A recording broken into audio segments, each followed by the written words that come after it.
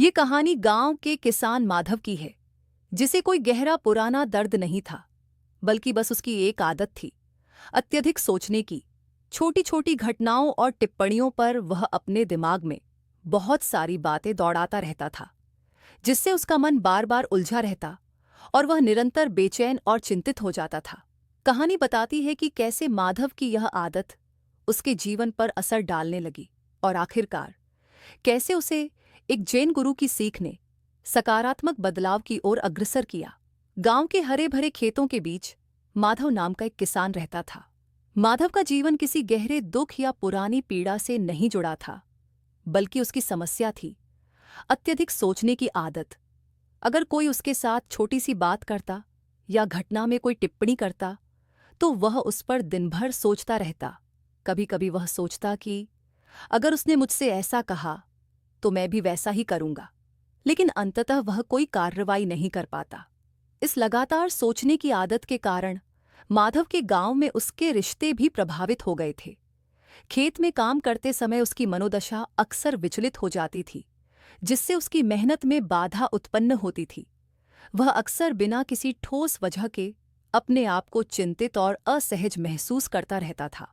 एक दिन जब माधव खेत में हल चलाते हुए काम कर रहा था, तभी उसके एक पुराने मित्र मोहन ने उसे देखकर कहा, माधव भाई, तुम्हारी यह बार बार सोचने की आदत तुम्हें परेशान कर रही है। मैंने सुना है कि पास के बौद्ध मठ में एक जैन गुरु रहते हैं, जो मन की इस उलझन से मुक्ति का रास्ता दिखा सकते हैं। तुम उनसे मिलने जाओ, शायद तुम्हें कुछ राहत मिले। मोहन की बात माधव के कानों में एक नई उम्मीद की तरह घुल गई। उसके मन में यह संदेह था कि क्या वास्तव में कोई साधु उसके लगातार घूमते विचारों का हल बता पाएगा। पर उसकी दिनचर्या में इस असमंजस ने उसे बहुत थका दिया था। अगले ही दिन माधव ने अपना सामान बांधा और उस बौद्ध मठ की ओर चल पड़ा। मठ पहुंचकर उसने देखा कि वहां का वातावरण शांति और सरलता से भरपूर था।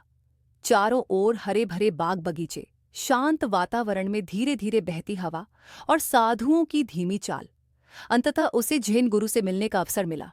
गुरु, जिनकी आंखों में गहरी समझ और करुणा की चमक थी, ने माधव की समस्या को ध्यान से सुना।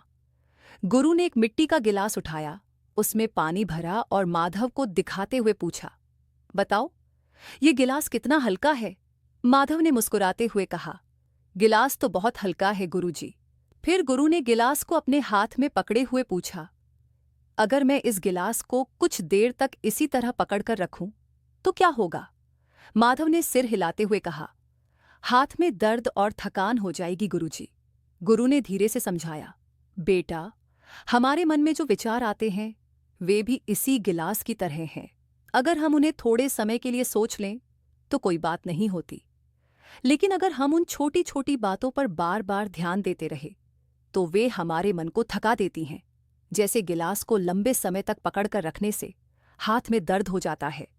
माधव के मन में गुरु की यह सीख गूंज गई।